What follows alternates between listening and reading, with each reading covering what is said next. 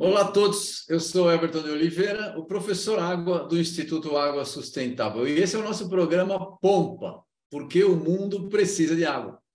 Porque o mundo precisa de água. E a gente sempre traz pessoas que têm a vida dedicada a cuidar da água do nosso planeta. A gente abrir a torneira e achar que a água limpa caiu do céu e aí naquele cano, não é bem verdade. Dá um trabalhão. E a gente vai trazer para vocês alguém hoje, né, que sabe muito bem o quanto que é difícil fazer essa água chegar bem na casa das pessoas. A gente vai trazer para vocês o Rodolfo Costa e Silva Júnior. Ele é engenheiro civil sanitarista pela Universidade Estadual do Rio de Janeiro e advogado pela Faculdade de Direito da USP. Ele já adotou São Paulo como sua residência há muito tempo. A partir de 98, ele foi deputado estadual por São Paulo por 3 mandatos consecutivos. Foi coordenador do Grupo de Recursos Naturais e Meio Ambiente e do Fórum de São Paulo Século XXI. Presidiu a Comissão de Defesa do Meio Ambiente da Assembleia Legislativa do Estado de São Paulo. Ele tem grande experiência nas questões de saneamento, recursos hídricos e meio ambiente. O currículo é muito maior do que isso aí, mas senão eu ia cansar a beleza de quem está assistindo. A gente vai conversar com ele e vocês vão conhecer. O nosso programa, gostaria de lembrar vocês, o nosso programa tem o patrocínio da Hidroplan, que é uma empresa de projetos e consultoria em temas relacionados à água e ao meio ambiente.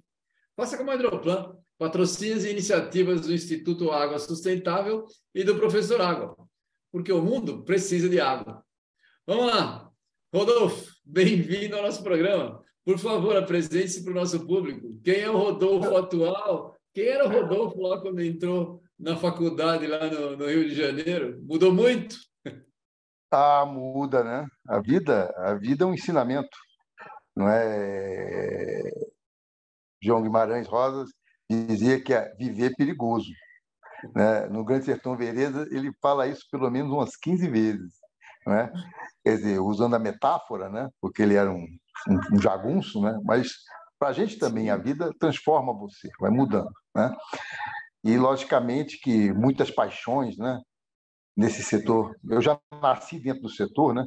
Eu sou filho de um sanitarista já muito conhecido no Brasil, né? Que hoje várias estações, inclusive a segunda maior estação aqui de São Paulo tem o nome do meu pai, e eu tenho o meu filho também se chama Rodolfo, né? E ele queria visitar uma estação pela Fundação Getúlio Vargas. E eu achei muito engraçado que ele foi chegar lá, o cara não queria deixar ele entrar porque ele dizia que era Rodolfo Costa Silva. Ele falou assim: esse é o nome da ETA. Eu quero saber o seu, menino. Então, quer dizer, é uma história enorme nessa área, né? E eu nasci aí, e é apaixonante, né? Na nossa profissão, a gente vê aí o trabalho do Everton, nós temos um grupo divertidíssimo, mas de vez em quando também discute sério para burro, e às vezes briga, não é? E o trabalho do Everton é sensacional, né? Que é trazer essa coisa da água, do valor da água, de ser o professor água, né? Mostrar a importância da água na vida de cada cidadão, né? Eu, há um ano atrás, fui convidado para ir para o interior do Piauí. Uma empresa me convidou, falou: eu queria que você fosse ver, porque tem uma série de municípios lá que estão querendo privatizar, não sei o quê. E eu fui conhecer o abastecimento do interior do Piauí. E esse muito pouco sanitarista, não é, sabe disso. O sujeito acha que porque conhece São Paulo, conhece o Brasil, né? E lá é muito diferente, um monte de municípiozinho de até 5 mil habitantes, não é? Um povo maravilhoso, mas de uma pobreza incrível, não é? Uma dificuldade para a água, não é? Tem Parnaíba, que é riquíssima, mas o sertão mesmo bastante pobre, não é? Aí eu fui conhecer as dificuldades dele, não é? Fui ver uma das bobagens, dos problemas do processo de privatização no Brasil, né? O sujeito privatiza Teresina e Timon, que já é no Maranhão, e deixa 200 municípios com 5 mil habitantes abandonados, não é? Que saída que viabilidade econômica tem esse povo? Quem é que vai cuidar disso? Não é? Então, isso é uma complicação política de saneamento e viabilidade econômica de negócios, são duas coisas muito diferentes. A gente não deve dizer que é a mesma coisa. As duas coisas são válidas, mas elas têm que ser tratadas de maneira bem diferente uma da outra. Então, uma realidade que as pessoas às vezes desconhecem, que é o Brasil é imenso. Imenso e cheio de contraste, como a gente aprendeu na geografia lá no primário, né? Mas a água é maravilhosa, né? E como é que você veio falou para São Paulo? Você fez engenharia, e depois como é que você foi fazer direito aqui? O que te trouxe para cá? Foi uma história muito divertida. Quando me formei, fui trabalhar no nosso sistema de água do Maranhão. Você vê que eu falei do Piauí, agora eu vou falar do Maranhão. Não é? E eu fui lá trabalhar na construção de sistema de abastecimento de água do Italuís, sistema Italuís, que é o maior sistema do Maranhão. E com 24 anos eu toquei, projetei, né, construí, depois virei chefe de tratamento de água da maior estação do Maranhão. Tudo isso eu tinha 24 anos. E aí, não é, me convidaram para vir para São Paulo. E aí eu vim. Né,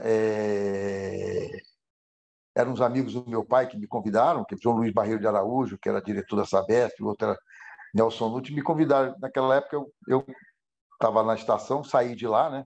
Era chefe de divisão lá, e vim para cá ser engenheiro, voltei a ser engenheiro júnior aqui, mas e aqui comecei minha carreira. Comecei trabalhando na área de esgoto, feliz da vida, porque nunca tinha trabalhado com esgoto, só tinha trabalhado com água, né? Tive a minha pequena vida de um ano e pouco de engenheiro, né? E aí trabalhei no esgoto, fiquei empolgado com aquilo, né? Aí fui ser gerente de controle de qualidade da água, da Sabesp.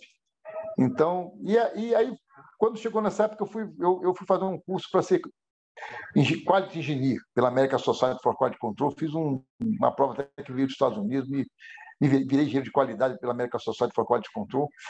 E aí fui para o mestrado da Poli, né? Aí entrei no mestrado da Poli, fiz prova, entrei na área de recursos hídricos, saneamento.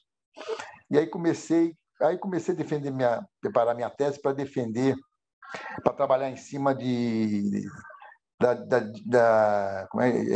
difusão de poluentes em lagos, né? Então, um modelo matemático complicadíssimo, e eu queria montar essa tese, que ia ser complicadíssimo. Comecei a trabalhar em cima da tese e comecei a visitar a região do Guarapiranga, Guilins e Guarapiranga, e ver os lagos, como é que acontecia, tal. Aí me enfrentei à miséria, né? À ilegalidade, né? A legalidade de São Paulo ali bateu na minha cara. Falei, meu Deus do céu, aqui o cara fazer modelo matemático de água não é o assunto. Aqui o assunto é o cara entender de direito, não é? E aí eu tranquei o mestrado, já estava fazendo a tese, tranquei o mestrado, fui estudar para o vestibular para fazer o direito. Aí passei para a USP e comecei a faculdade de Direito. Minha vida é toda assim, cara. Aí comecei a estudar.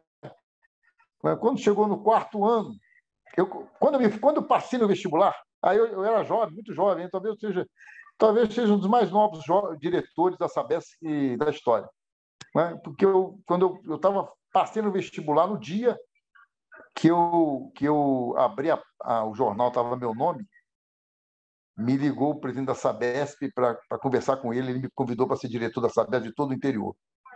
Aí eu falei, não vou fazer direito, não dá para fazer essas duas coisas. A minha esposa brigou comigo, é juíza, minha esposa. Não, faz direito. Você é brigão desse jeito que você não vai ficar nem 30 dias na Sabesp. Os caras vão te tirar. Você do jeito que não dá. Eu falei com meu pai era vivo nessa época, falou, não, melhor você garantir o direito aqui, porque você... E realmente eu fui muito, muito feliz, fiz um trabalho gigantesco no interior, não é? Inclusive criei essa tarifa social hoje que se fala no Brasil, a tarifa popular. Foi isso, meu grupo eu vou perguntar isso para você ali na frente, quando eu voltar a falar. Então, assim, aí eu cheguei na reunião de diretoria, tinha que me matricular, os caras me deixaram careca. Eu falei, meu Deus do céu, eu não posso me matricular. Aí minha mulher falou, não, rapaz, perde um mês de aula, vamos lá, eu vou lá, me dá uma procuração, matriculo você, depois você para aparecer na aula, você falta um mês de aula, que passa o trote, que ela é também da área, né? E depois lá na engenharia não, naqueles malucos da engenharia não, o direito é light, os caras vão ficar perseguindo. E assim eu fiz, né? Porque eu não é ficar engenheiro careca, né? Engenheiro não, diretor careca. Diretor, Aí eu passei a fazer as duas coisas, ser diretor da Sabesp e fazer o Lago São Francisco. Bom, demorou um ano para eu baixar no médico, né? Não demorou muito. Por que será, né? O estresse tomou conta de mim, aquela coisa toda. Aí o cardiologista falou assim, não, vai devagar com esse negócio aí, você quer estudar até meia-noite, acorda às 6 da manhã para estar na Sabesp, viaja para tudo quanto é lugar. E aí eu tive que selecionar. Quando eu chegou no... Aí eu comecei a estudar em casa, pessoal passar caderno, eu já conhecia a galera, né? Falei, não, vai, quando você estiver muito cansado, não vai na aula, você não precisa ser... Você não tem mais de 18 anos. Aí foi, cara. Então, quando chegou no quarto ano, eu estou para me formar, né? Eu estou animado, falei, agora eu vou ser advogado, vou voltar, vai acabar o governo, eu vou voltar para a engenharia, vou voltar lá para o meu mestrado para estudar meu modelo matemático. O governador, e é engraçado que eu não me candidatei, ninguém acredita nisso, eu tinha horror de ser candidato. O governador me chamou, Mário Covas, falou, eu queria que você fosse candidato, porque não vai ser fácil essa eleição para mim e você tem muito prestígio. No interior, todo mundo gosta de você, e você tem força aqui na capital, então você não precisa ganhar, não, você precisa só se candidatar. Aí eu falei, governador, eu não sou jogador de futebol, eu não jogo para perder, não. Eu não estou entrando nesse negócio, é para ganhar, não é? Então, não, então ganha, não tem problema, tenta aí, mas me ajuda que você vai me arrumar voto. E eu falei, pô, mas governador, eu não tenho partido, pô, tá certo? Isso eu falei para o secretário, depois o secretário insistiu comigo, eu falei, secretário, não posso porque eu não tenho partido. Aí, por que você não tem partido? Porque eu não gosto de nenhum. Aí eu era bem assim, que nem nós somos, né? Eu sou um dos poucos que fui lá para o outro lado e tal. Mas eu tinha horror, né? Eu falei, nenhum partido desse presta, eu vou me meter nisso, não sei o quê. O secretário Hugo Marques da Rosa voltou, falou, Rodolfo, o governador quer que você seja candidato, falou para você entrar no dele, você para de ser besta. Aí eu consultei os colegas, é outro motivo porque eu fui eleito, aí eu ganhei a eleição. Por que eu ganhei a eleição? Porque eu fiz um monte de reunião na Sabesp, vocês querem que eu seja candidato? Porque eu não faço questão, mas vai ser uma maneira de defender a Sabesp, e vocês têm que pensar o que vai ser o futuro da Sabesp, e isso eu vou ser importante lá. Aí todo mundo, não, vai que você nós vamos defender. E realmente eu tinha uma campanha política, você fica enlouquecido. Né? Cada cidade aqui tinha gente fazendo campanha para mim, os caras funcionários depois das 5, né? Passava, visitava as pessoas e tal. Então foi uma campanha, eu virei deputado, logicamente tranquei a faculdade. E eu, pessoal na faculdade, Rodolfo, pelo amor de Deus, você vai perder a fila, rapaz, nós estamos aqui no quarto ano. Cara, eu não consigo pensar agora, só consigo pensar nesse negócio de voto. Toda hora tem. Eu não consigo estudar para prova nenhuma, isso aqui vai ser um desastre. Daí tranquei, né? Aí, quando passou o primeiro mandato, voltei no segundo mandato a estudar, porque eu já sabia ser político, né? Aí eu falei, não, agora eu vou voltar para a faculdade, vou completar a faculdade. Aí os caras acreditavam lá da Assembleia, falaram, você é louco, você é deputado, para ter um monte de coisa, tu vai voltar para estudar? Eu falei, vou. Isso aqui é que é minha vida, o resto é ficção, né? Você acha? O resto você tá, né? Agora eu vou fazer as coisas que eu sou, quem sou eu, né? Então eu fui, me formei, né? Escondi na faculdade, que não contava para ninguém que era deputado, porque senão o professor, imagina, primeiro eu me esculhambar, depois eu me perseguir, não podia fazer nada, não podia entrar nem tarde nem sair cedo, não é assim? Aí eu escondi. Aí às vezes o colega falou assim, eu te vi na televisão. Aí eu falei, rapaz, você viu sim, mas fecha essa boca. E foi, cara, foi. Depois, quando foi a segunda vez, eu me candidatei, ganhei de novo, dobrei meus votos, que aí eu virei político, né? Quando você vira político, é muito mais fácil arrumar voto, porque tu ajuda tudo quanto é prefeito, ajuda tudo quanto é cidade. E aí, quando foi na terceira vez, eu não queria mais ser candidato. Aí fizeram uma pressão para eu ser, porque, pô, ia ser traição minha, porque a Sabesp precisava. Aí eu falei, no dia que eu ganhei de novo, que eu aumentei meus votos mais ainda, eu fiz uma reunião com os caras principais do Estado e tal. Tinha 15 dias que eu tinha sido eleito, viu, Everton? Aí eu falei assim, ó, eu não vou ser mais candidato. Vocês têm 4 anos para escolher outro. Nós acabamos de ganhar, fico muito feliz, agradeço todo mundo, mas eu vou voltar para a engenharia. E assim eu fiz, cara. Voltei, fui trabalhar na minha área. Pergunta. Você é um cara que foi político e técnico, né? Qual que é a importância da gente ter mais técnicos cuidando das águas e do saneamento em política? E por que a gente tem tão pouco técnico Muito na política? importante, pô. Vou te contar um caso que é uma coisa para você, assim, emblemática para você, pela sua carreira, pelo conhecimento de você, pelo trabalho, que é maravilhoso. Eu, como deputado, eu denunciei a Shell, o famoso caso Shell de Campinas, fui eu que denunciei. Eu fiz a Shell pagar mais de 1 bilhão, não sei quantos bilhões a Shell quando eu fui presidente da Comissão de Meio Ambiente, e eu era muito técnico, né? Eu tocava aquela comissão, exigia da Shell um monte de coisa. Eu conhecia, eu ia lá discutir o problema, discutia com a CETEB, enchia de gente lá, de Vitória inteiro, com o técnico da Sabesp, da CETEB. E eu era um cara preparado que estava ali, que o cara não é um cara que não sabe nada. É como se fosse você sentado ali. Você entende tudo. Entende pelo menos o que os caras entendem, até mais. Então, e aí eu discutia aquilo tudo e não tinha saído. Daqui nasceu a lei de áreas contaminadas de São Paulo, foi feito por pressão do trabalho da gente. Ali juntou todos os caras do setor, caras importantes do setor, que falaram, não, é o Rodolfo, vamos lá, vamos trabalhar junto que ele vai pegar esses caras, vai botar todo mundo, vai quadrar todo mundo. A Shell, vamos respeitar a Shell também, porque a Shell também respondeu bem, ela não jogou sujo, não é? Mas trabalhou, discutiu, tal. E no final era uma contaminação gravíssima, com trialometanos, você deve ter ouvido aí com risco de câncer, com câncer no funcionário. Eu acompanhei esse caso sempre, eu trabalho na área, acompanhei de perto. Mas então, eu fui o cara, então a minha expertise de ser um engenheiro sanitarista e tal, e ter um trabalho também, né, ter uma experiência na área jurídica já, porque eu estudava e tal, ajudou muito. Eu também fui muito importante, por exemplo, para aprovar essa lei, a lei por bacias hidrográficas. Houve uma revisão, uma rediscussão da lei, quando eu virei deputado. Eu fui um dos coordenadores na Assembleia, e aí juntou os técnicos do setor de recursos hídricos que queriam mudar, não é? Eu já tinha mudado a organização da Sabesp. Você sabe que eu mudei, além de criar a tarifa social, que depois a gente vai discutir, eu também mudei a base de organização da Sabesp.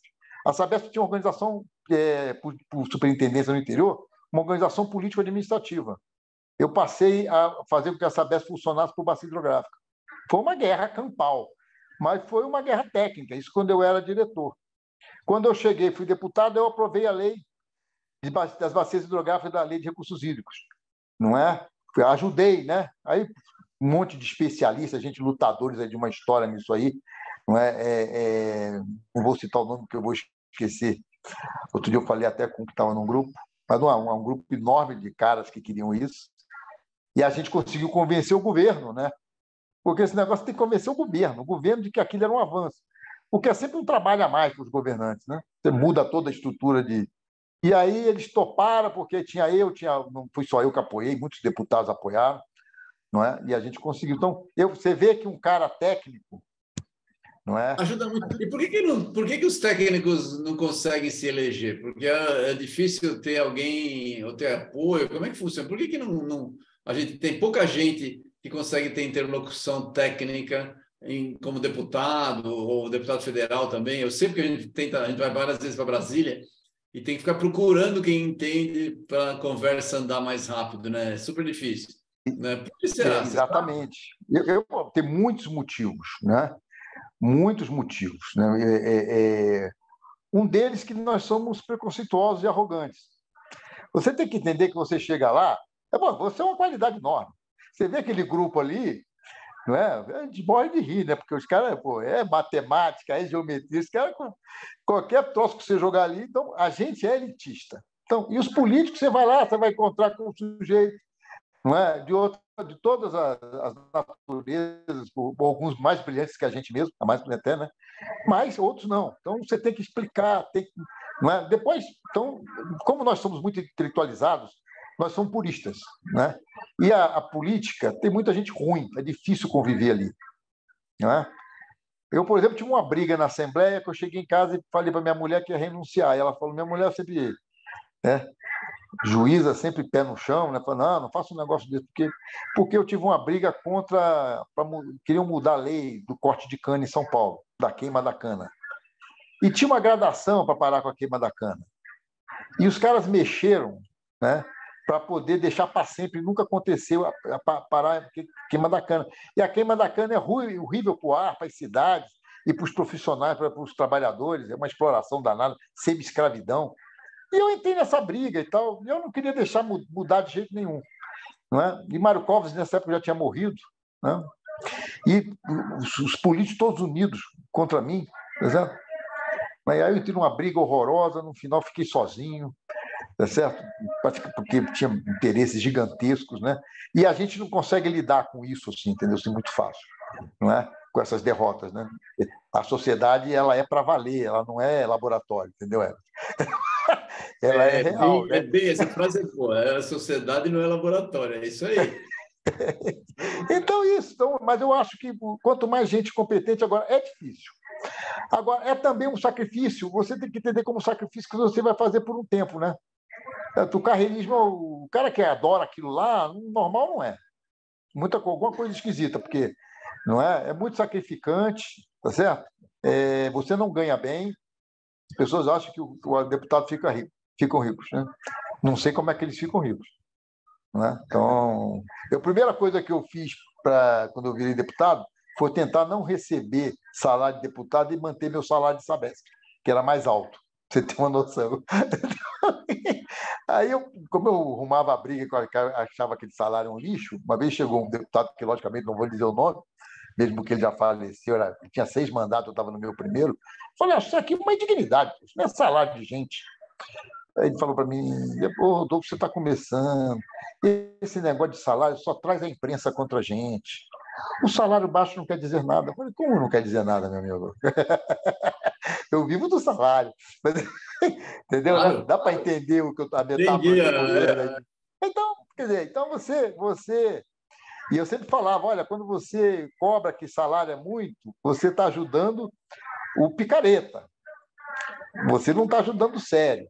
Por exemplo, um cara da tua qualidade, por exemplo, o cara vai chamar você para trabalhar em Brasília. Vamos trabalhar em Brasília, você vai ser a autoridade do saneamento do Brasil.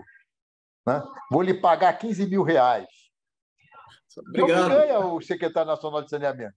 Você fala, pô, mas vem cá, mas ali na Sabesp, ali, o cara, qualquer um ganha mais do que isso. Né? Então, e aí o cara fica achando que é muito ainda. Então, não tem condição de levar um profissional de qualidade. Não tem, eu Tá sei certo? disso. Inclusive, eu falei para os caras e tal, né, que conversaram comigo, alguns conversaram comigo, falei, não, rapaz, tem que pegar um cara que mora aí. Tu acha que alguém experiente, pô? Eu não conheço nenhum amigo meu que tope. Já está Eu nem vou trabalhando, se perguntar tem lá no meu grupo experiência, quem ele não vai quer. para Pô, nem vou ganhar perguntar menos. quem quer, porque para chegar lá, largar a família, largar os filhos aqui, não é? E morar em hotel ganhando isso, não tem sentido. Então, é preciso pagar bem quem comanda o país, entendeu? É preciso pagar bem quem comanda o país, senão não funciona, você não consegue ter lá os melhores quadros. Mas eu acho eu acho que os técnicos têm que invadir a política. Não é?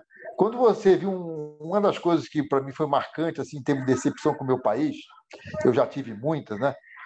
E a gente vai ficando com o coração duro, né, Beto? Mas quando teve aquele impeachment da Dilma, não vamos discutir se era certo ou se era errado, não vem ao caso, aqueles deputados votando, vou votar pela minha vozinha. Eu falei, gente, você lembra disso?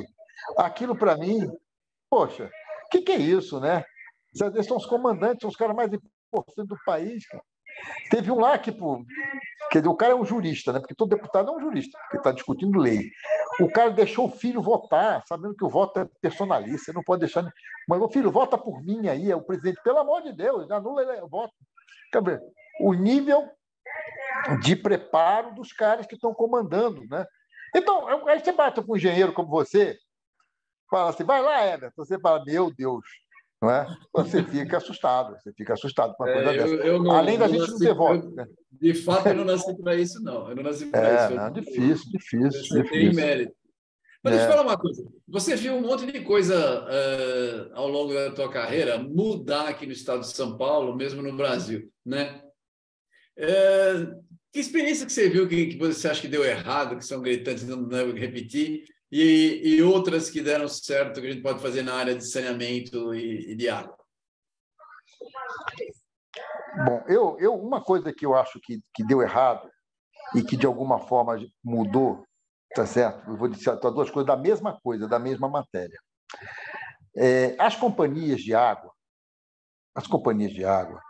elas foram quase todas criadas na alta fase da ditadura militar. E elas, a Sabesp principalmente, mas as outras também, eram extremamente sectárias, autoritárias e prepotentes com o consumidor e com o município. tá certo? Queriam impor suas ideias, achavam que tinham mando do comando central que podiam fazer. Então, a tecnocracia é um negócio que não funciona. É preciso compreender que vale para tudo a ideia do capitalismo. O capitalismo, na sua essência, diz o quê? O cliente, o mercado, ele é fundamental, tá certo? E os caras, quando perdem essa necessidade de dialogar, ganham uma prepotência. E nós, engenheiros, assumimos essa prepotência. A primeira vez que eu levei uma comunidade para discutir na Sabesp, depois teve uma reunião no auditório da Sabesp, teve um cara, graças a Deus não lembro o nome dele, mas um tolo, um cara que eu gosto dele até, mas não estou me lembrando o nome dele agora. E ele falou assim: o Rodolfo quer trazer as feras para nos comer, porque eu tinha levado umas comunidades de bairro para chupar sorvete e assistir umas aulas dentro da Sabesp. Fazer isso que você faz todo dia aí, com essa tua experiência do teu projeto. O seu projeto, nessa fase de época de 86, 87, seria um projeto criminoso. Que negócio de Homem-Água, não sei o quê, de Instituto Água. Isso é para conversar com a sociedade. Os caras não aceitavam isso. Então, essa coisa, esses modelos fechados, que não respeitam, não é, a sociedade, não respeitam o cliente, isso não funcionou. Isso não funcionou e às vezes tentam, às vezes voltam em outros setores, isso não presta, isso não dá certo. Não é? E o que deu certo? O que deu certo foi o diálogo. É compreender que a sociedade é uma sociedade que você troca experiência, que não é porque a pessoa da associação de moradores que ela não tem nada para te falar. Ela tem para te ensinar um monte de coisa. Não é? E que você tem obrigação de conversar com ela. Você não faz isso porque você é bonzinho. Você faz isso para o teu negócio dar certo. Isso é o cara que vende shampoo, isso é o cara que vende água, vende saúde pública, não interessa. Então, tá aí duas coisas que são algo que mudou nesse país, mudou bastante, não é? Que eu acho que eu vivi as duas coisas, não é? E que fazem muita diferença no saneamento. É preciso escutar a sociedade. Às vezes você até ganha. Às vezes o sujeito você fala assim: olha, o sujeito vai tomar aquela decisão sobre aquela companhia, privatizar, por exemplo. Né? Vai privatizar a companhia. Ele tem todo o poder, não é? de fazer tal, mercado, todo mundo apoia, não é? Existem financiadores internacionais, os recursos envolvidos são de milhões de reais, de bilhões, dependendo do tamanho da empresa que vai ser o caso. Mas você não consultou a população, você não discutiu com a população. Não é? Logicamente que ela vai reagir do jeito dela, ela vai reagir, né, a posteriori. Ela vai primeiro reagir contra você, que teve a ideia, que venceu, que você pensa que venceu. Você pensa que ganhou, mas você, às vezes, não ganhou porque a sociedade não foi escutada, portanto, ela não se convenceu daquilo. Não é? Vou te dar um caso disso aí. Né? É o caso do nosso amigo, não lembro quem era, mas o gestor da Argentina. Não é? Ele fez uma privatização de Buenos Aires, eu fui lá, me convidaram, estou sempre nessas furadas, os argentinos me convidaram, eu fui lá discutir com a Leonesse Desot, com a empresa francesa, naquela época ela financiada pelo governo francês, né? Uma gente muito preparada. Né? E aí sentei com eles, ele me deu um cartão, tá certo? Aí eu perguntei quanto é que eles ganhavam de salário, já era um salário fora da realidade da América do Sul. Né? Aí eu conversei com eles, falei: olha, vocês estão entrando num caminho que vocês vão ser expulsos da Argentina. Falei para eles: eu não gosto de falar essas coisas, porque isso não é um negócio de má notícia, não é? Que vocês venceram, porque vocês estão... Né? Mas os argentinos, eu conheço os argentinos, vão expulsar vocês daqui. Não é? Porque até o cartãozinho que você me deu é feito em Paris. Eu falei: quando é que você faz seus projetos? Porque me contaram aqui que as empresas de consultoria estão fechando. Onde é que você faz seus projetos?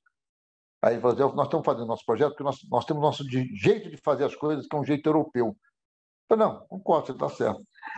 Então a gente faz nossos projetos todos na Safeg, na Espanha. Então nós não fazemos mais projeto na Argentina. Então você quebrou. Quebrou as empresas argentinas. Isso vai ter uma resposta. Os caras, por enquanto, eles vão virar motorista de táxi. Mas certamente felizes eles não estão. Né? Eu falei para ele até achou graça, tal, né? E depois aconteceu. Né? Aí passaram uns anos, quase que eu liguei para ele, não falei? Não é? Porque você pensa que ganhou, porque você usa a violência e pensa que você conseguiu, quando, na verdade, você não deixou a marca de governante. Não é? Aquele povo vai te odiar, mesmo que engula aquilo, não é? Aquela coisa que você fez, ele não vai lhe apoiar porque você não conversou com ele. Né? Então, é preciso diálogo. O diálogo ele é fundamental na técnica. Faz parte da técnica. Né? Às vezes, eu dizia isso para meus colegas na Sabesp. Vocês têm que aprender, porque tinha um colega que, na hora que você botava 50 moradores, 50 presidentes de associação, eles não conseguiam conversar, tinham medo, não sabiam falar em público. Eu falei, não, vocês vão ter que aprender, vocês precisam conversar, é a sua comunidade, é os caras que você trabalha. Né? E aí... Deixa eu fazer uma pergunta. E como é que foi a tarifa popular? De onde veio a tarifa popular? O que é? Explica para quem não sabe, né? E quais foram os resultados dessa iniciativa aí? Olha, hoje 3 milhões de pessoas pagam uma tarifa menor do que uma tarifa normal aqui em São Paulo. E essa tarifa foi copiada pelo Brasil inteiro. Qual é a lógica dela? Existia uma máxima no saneamento, muito normal, há algumas décadas atrás, que diz o seguinte: pobre consome pouca água, rico tem casa com piscina e consome muita água. Então, se você fizer uma curva inclinada e subsidiar a tarifa mínima, você vai atender os pobres. Não é? E aí, um dia, eu sentei numa reunião de diretoria da Sabesp e falei assim: vem cá, vamos fazer uma coisa. Eu tenho 2 pessoas aqui. Uma senhora que lava para fora, que trabalha fora e lava para fora, e lavadeira. E ainda trabalha como doméstica fora. Tem 4 filhos. Ela larga as crianças em casa o dia inteiro. A irmã mais velha cuidando do mais novo. E mora numa comunidade. E aqui eu tenho um casal de médicos, que os 2 trabalham fora. Qual que vai ser a conta d'água maior? Olha, da lavadeira, gente. Né? Porque os outros não consomem água. Eles não estão em casa, passam o dia inteiro fora, só chegam para dormir. Então, é uma mentira isso. Às vezes é verdade, mas não é sempre verdade. Então, nós temos que horizontalizar, porque eu também tenho água no interior. E essa curva da Sabesp é uma curva para punir o consumo, que é o próprio de locais que não têm água, que tem dificuldade de fornecer água. A Sabesp tinha dificuldade de oferta. Então, você verticaliza na região metropolitana, precisa ter dificuldade. No interior, eu desligo meus poços. Para que eu vou punir quem bebe água? Não, então vamos horizontalizar a tarifa. A pessoa fala, você vai aumentar a mínima. Eu falei, não, vou aumentar a mínima e diminuir a máxima. Né? Para facilitar as pessoas usarem água, eu vou fazer isso no estado inteiro. E o povo pobre? Eu vou criar uma tarifa para os pobres. Mas a tarifa dos pobres eu vou caracterizá-los. Né? Onde moram, qual o tamanho da casa, o nível de consumo de energia elétrica, eu vou estabelecer. Você está dentro da tarifa popular. Depois mudaram para a tarifa social. E implantamos isso. Né? Isso viabilizou, do ponto de vista econômico, o interior passou a dar lucro. Não é? E todo mundo adorou. Né? A população pobre passou, não é, a ter uma tarifa mais baixa, depois virou. Porque quebrou um conceito. Você tem que estar pronto na técnica, né? O engenheiro. Não é? A gente tem muita mania de andar dentro da caixinha. Não é? Eu fui, e eu estava quebrando o dogma, por exemplo, de Franco Montoro. O Franco Montoro criou uma tarifa aqui, que ele dizia assim: favelado paga R$ 10 a conta d'água. Aí eu falei para o presidente, isso é um erro enorme, porque além de não educar o favelado, ele vende a torneira. Porque se interessa, ele bota água corrente sempre, vende a torneira, vende pia, vende tudo, bota num tonel, e é isso que nós estamos vendo. Se eu sair na rua aí, você vai ver o que é. Aí eu falei, é claro, botaram uma tarifa fixa. E o pior, eu nem ligo que eles vendam a torneira. O que eu acho grave é a gente ter uma cidade que tem falta d'água, tá certo? E que as pessoas estão consumindo uma perda de água horrorosa, tá certo? E vocês achando que estão fazendo bem social, quando não estão ajudando ninguém, estão deseducando o pobre. É um processo que você trabalha tanto, que é de educar. Então, eu trabalho, no fundo, toda dedicação, na verdade, é educar. Os caras trabalhavam com uma tarifa popular que era de deseducação. Eu falei, não interessa, o sujeito que vai consumir mais, vai pagar mais, mesmo sendo pobre. Ele tem que controlar o consumo dele. E a tarifa social, popular, ela faz isso, ela tem essa beleza. Então, isso foi um sucesso tamanho. E hoje você tem 3 milhões de pessoas nisso. Só em São Paulo, fora que todo mundo saiu copiando, Que isso é uma coisa que eu aprendi como diretor da Sabesp. Uma vez eu briguei com o pessoal de Manilha, porque eu achava que estava cara a Manilha. E eles cobravam 2,80 o metro da Manilha, e eu falei, não, vou pagar 2,20. Um negócio assim. Aí foi uma briga, uma discussão danada, todos os manilheiros, aquela coisa do presidente da associação, foi uma guerra. Eu pedi para o presidente, falei assim, eu quero todos os contratos de Manilha na minha mesa. Não vamos assinar mais contrato de Manilha nenhum. Aí chamei os caras, vou cortar a história, porque não foi fácil a guerra, mas eu chamei os caras e falei assim, olha, eu vou comprar tudo. Eu estava no meu primeiro ano de diretor. Né? Eu vou comprar 4 anos de PVC. Aqui não vai entrar mais nenhuma manilha no estado. Aí você fica com o preço de vocês. Né? Não tem mais manilha. Aqui vai tudo, tudo. Eu vou lá, os meus amigos lá da Tigre, da não sei o quê, vão adorar. Não lembro qual é o nome das empresas, acho que era Tigre. Né? Não compro mais manilha cerâmica. Bom, aí eles entraram em pânico. Né? Acharam que eu não ia conseguir, tentaram me sabotar nessa vez. Na verdade, que eu consegui, juntei todos os projetos. O presidente falou assim: entra lá, atira todos os contratos e põe na sua mesa, enche a mesa. Aí, quando eu cheguei Aí, os caras falaram: não vai fazer isso, né? Não vai fazer isso, aquela coisa toda. Quando chegou na quinta-feira, eu falei para o meu superintendente: falei assim, olha, manda preparar 5 contratos de compra de PVC que eu vou aprovar na diretoria na terça-feira. Aí vai ser, Rodolfo, vai ser um rolo. Eu falei: não vou fazer, não. Mas eu vou. Pode falar, isso vai vazar, que é uma beleza. Não deu outro, Sabesp vazou para o mercado que eu ia contratar, não sei quanto. Rapaz, eu não conseguia entrar na minha sala. Tinha tanto manilheiro.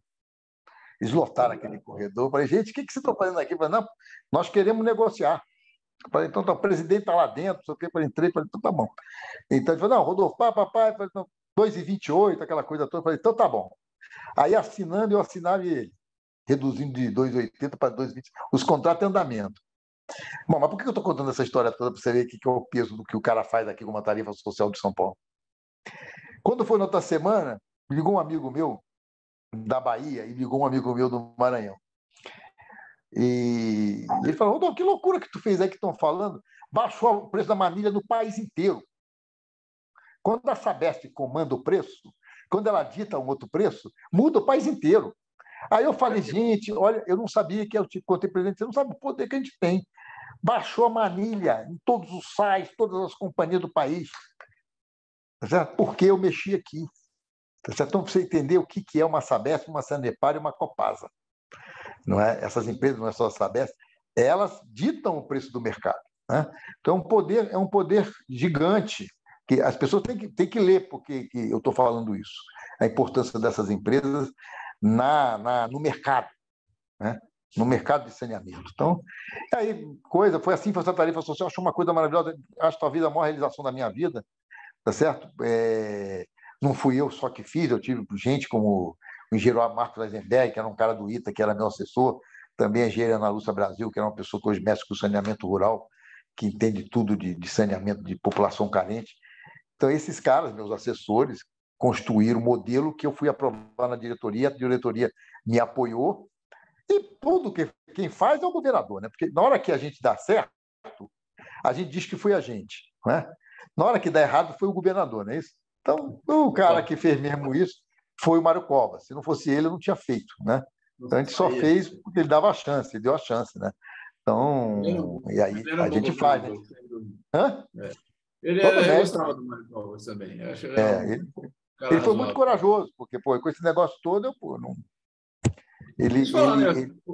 Você que está no saneamento há um tempão, ainda é uma vergonha, como diria aquele jornalista famoso, saneamento no Brasil. Com o marco do saneamento, você acha que a gente vai conseguir despolitizar um pouco a área e trazer o Brasil, de fato, para níveis aceitáveis dentro do prazo previsto? Qual que é a sua visão disso daí? Eu acho que o marco politizou.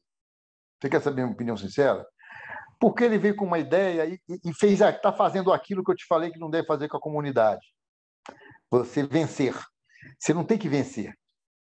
Né? Você tem que convencer. Né?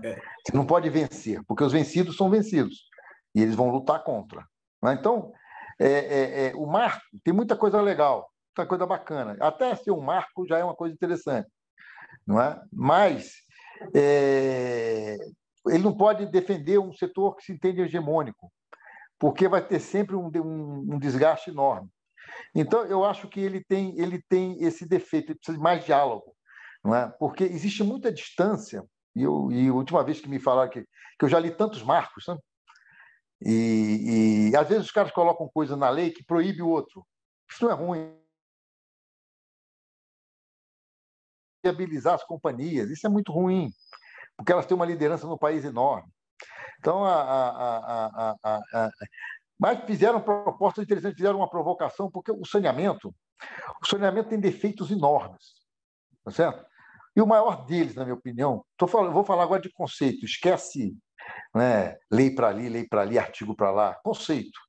Não é? O saneamento, ele se compartilha em estados, ainda hoje no Brasil.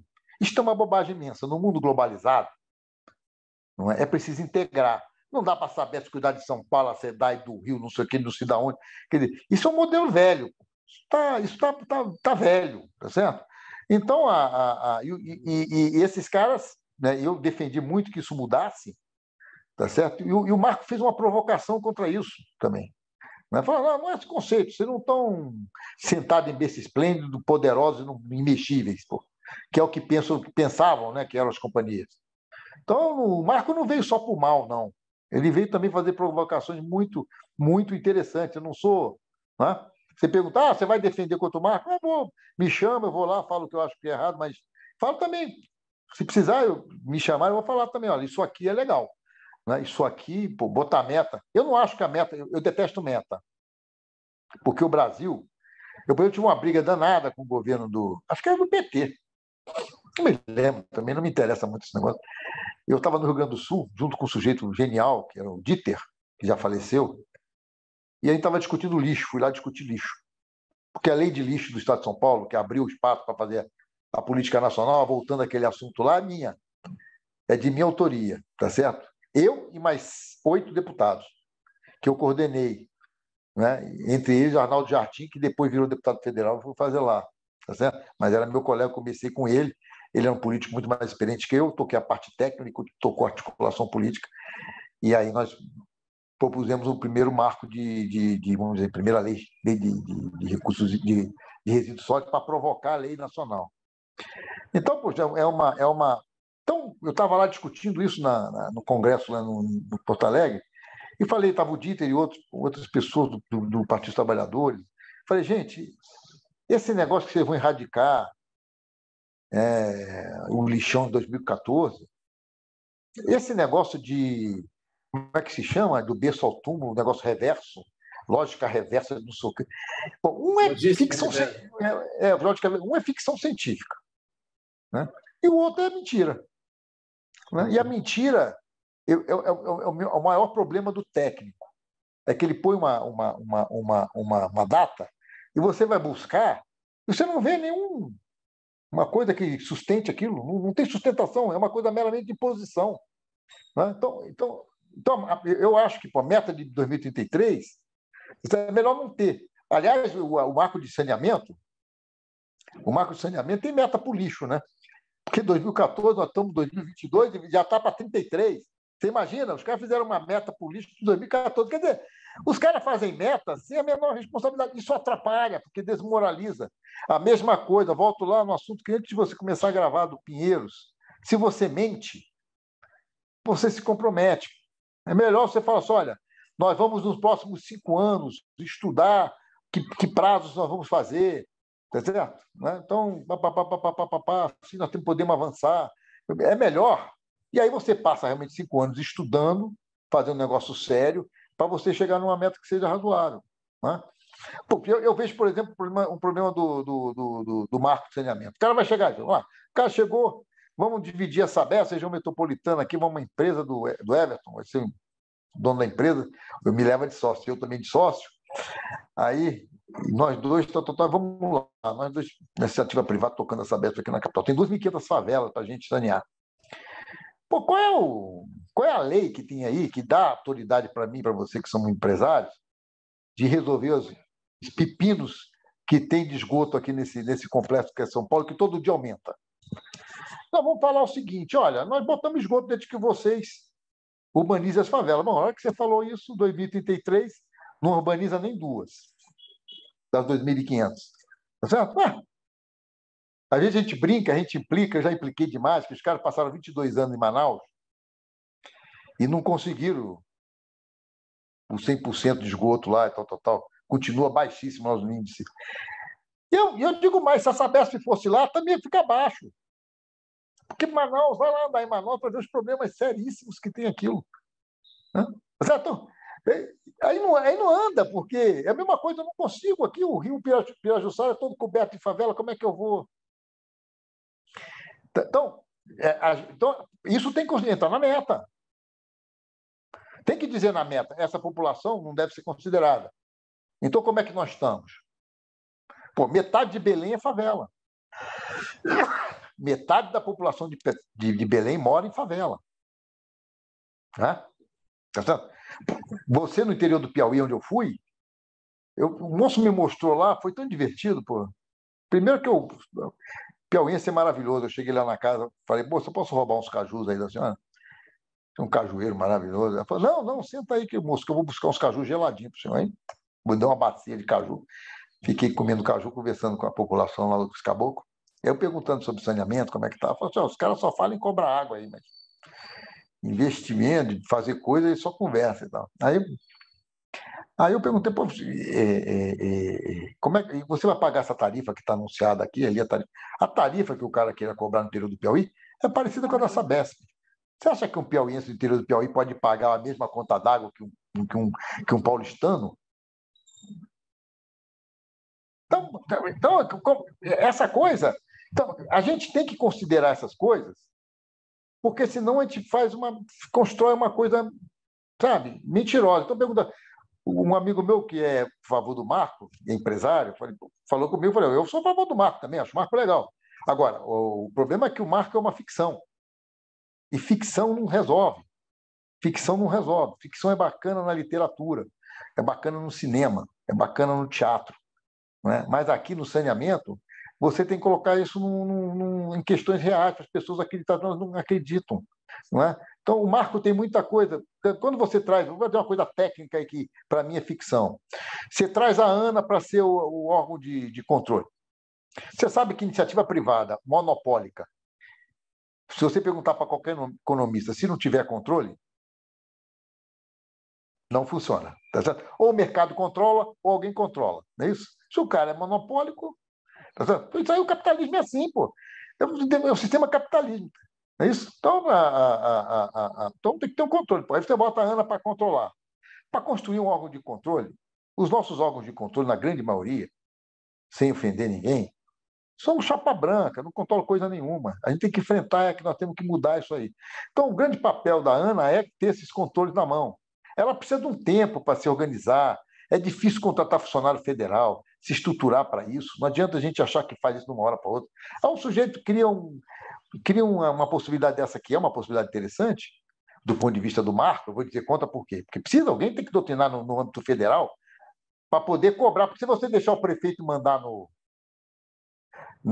órgão de controle da concessionária que vai estar operando o sistema, pô, imagina, o cara vai, né? Tudo é brincadeira, né? Então, tem que ter uma amarração, tá certo? Um APA, um negócio que garanta a qualidade técnica desse processo todo, que harmonize isso, garantindo sempre que esse país é um país de contraste. Eu já tive muita briga quando a gente controle de qualidade, que os caras da CETESB e outros amigos aí queriam botar um sistema de controle de qualidade da água lá no Amazonas, igual de São Paulo. Eu falei, não, gente, os caras não têm dinheiro, pô, nem equipamento para fazer isso. Não, lá tem que ser mais simples, certo? Não dá para ser.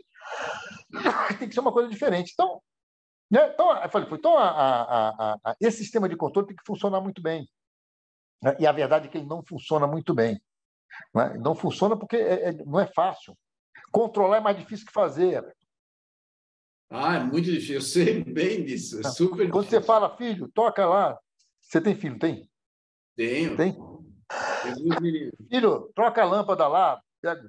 Aí tu começa a ficar preocupado se ele vai saber tirar o lustre direito, porque às vezes ele é muito novo, tem 15 anos. Tá certo? Porque você é o Everton. Na hora que o outro vai fazer, né, já não é a mesma garantia de qualidade. Né? Então, controlar o outro fazer é complexo. Né? Então, Eu acho que há essa falta de cuidado no Brasil. Então, as boas ideias acabam se queimando, porque perdem credibilidade. Para a mesma ideia que eu te falei.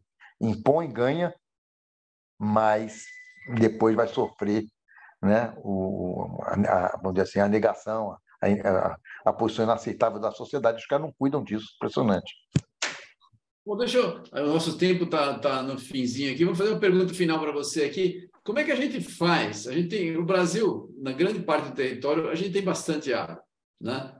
A qualidade está muito pior, a população está concentrada em alguns lugares.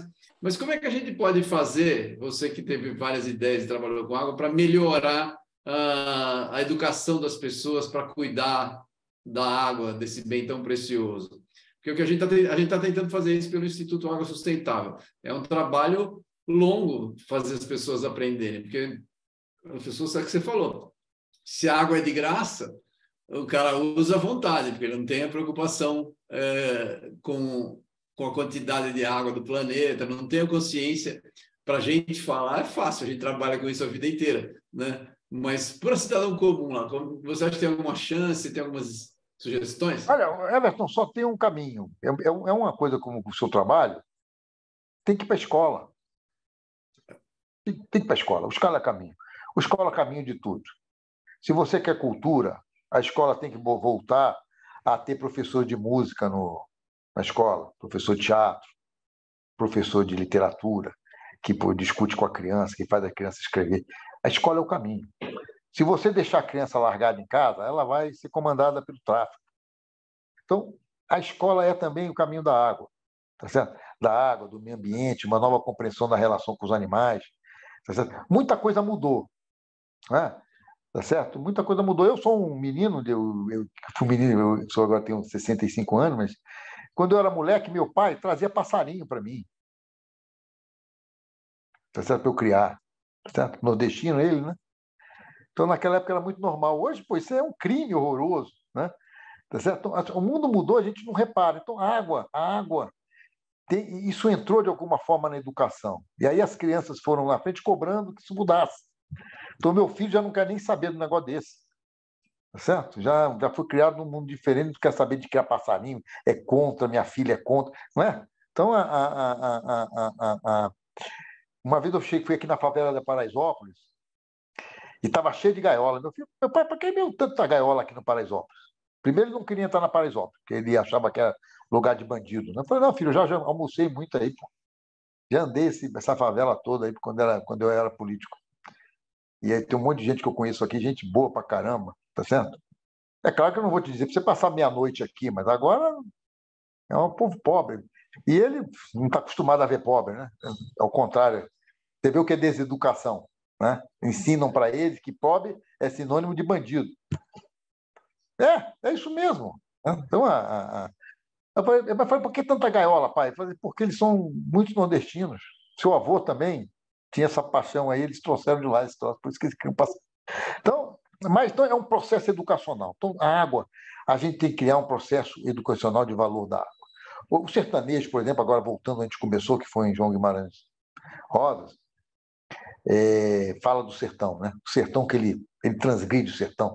O sertão vai até Goiás, né? Chega uma hora que ele diz que o sertão é o mundo, né? Ele diz que Dostoiévski é o sertão. Então Rosas era... E o sertão crescia para Minas Gerais, o sertão imenso. Né? Então, ali, as pessoas dão mais valor para, sabe, a dificuldade. Né? A tecnologia tira a dificuldade da criança. Então, ela tem que compreender a água e compreender a água dentro do meio ambiente. Não existe água sem você proteger as nascentes do rio, sem você proteger os parques, sem você proteger as florestas, não é? Sem você fazer reuso de água. Não é? Você quer ver uma coisa educacional, por exemplo, podia fazer em São Paulo, eu tentei passar uma lei. Eu tive muitas derrotas como político. Eu queria que, com tempo, cada um fosse obrigado a fazer uma piscininha, um reservatório piscininha de água de chuva na porta da sua casa, do seu prédio, tal, tal, tal. E que por isso podia reduzir IPTU, tal, tal, tal, porque todo mundo tinha que reter água para controlar a enchente e fazer reuso de água, usar água para as plantas e tal. Eu falei, pô, mas isso é uma loucura. Eu falei, isso não é loucura, não, isso é educação. É uma educação, pô. Vale tudo isso aí, não interessa quanto custa, vale porque vai educar o paulista de um jeito, não é?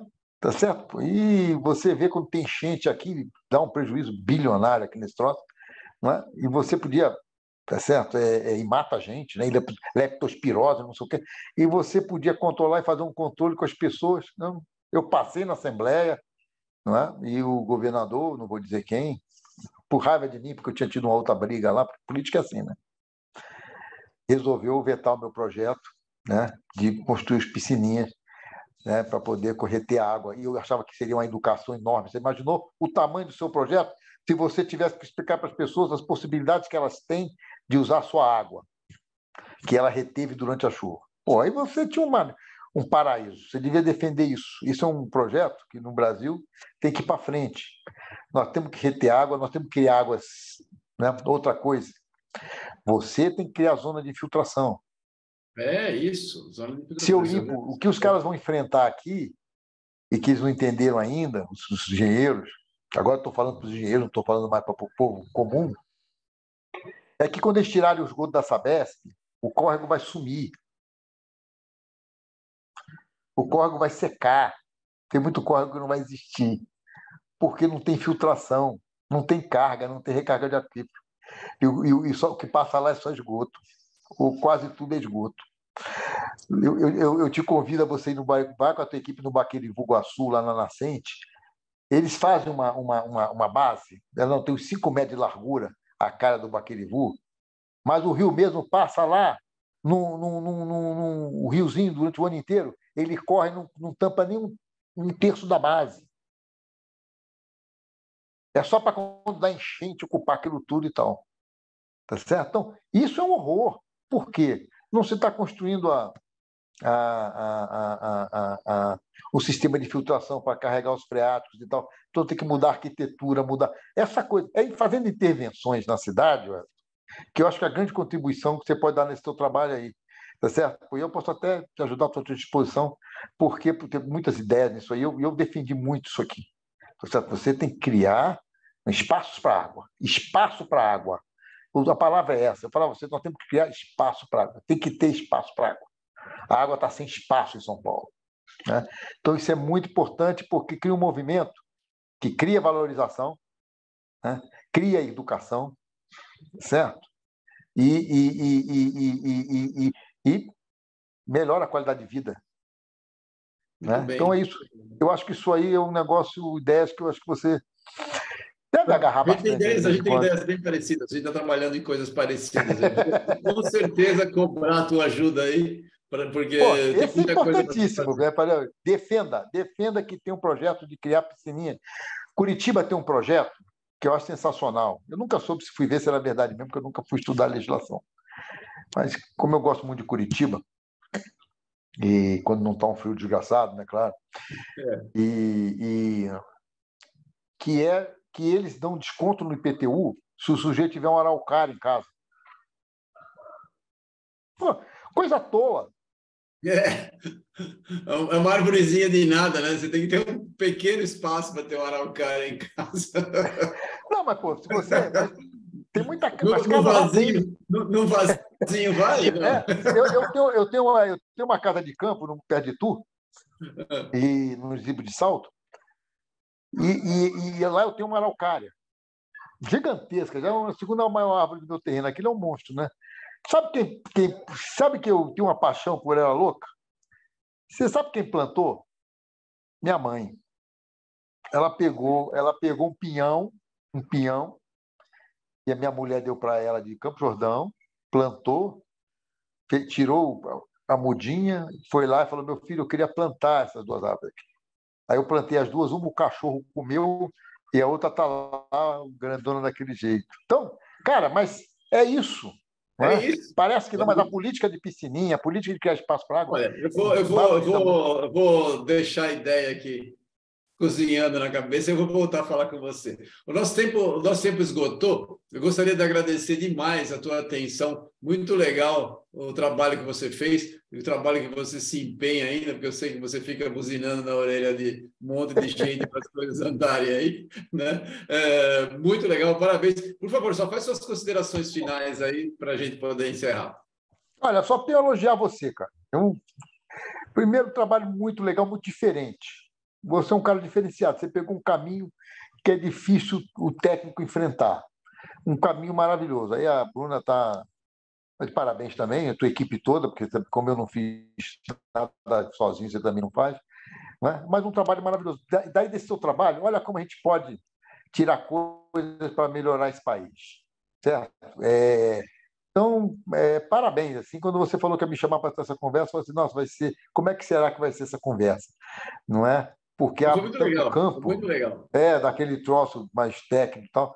Né? Então, a sensação foi realmente muito, muito bacana e o seu trabalho é maravilhoso. Assim, agradeço muito o teu convite, pô, e estamos aqui sempre. Se você precisar da minha ajuda, discutir assunto, quiser ouvir ideia, né? Que eu Faremos adoro, isso. eu Nós vamos adoro fazer pensar isso fora com da certeza. caixinha. Adoro pensar fora da caixinha. Legal. Um Gente, grande então, abraço olha, nós você, tivemos aqui, gostaria de agradecer a presença do Rodolfo Costa e Silva Júnior.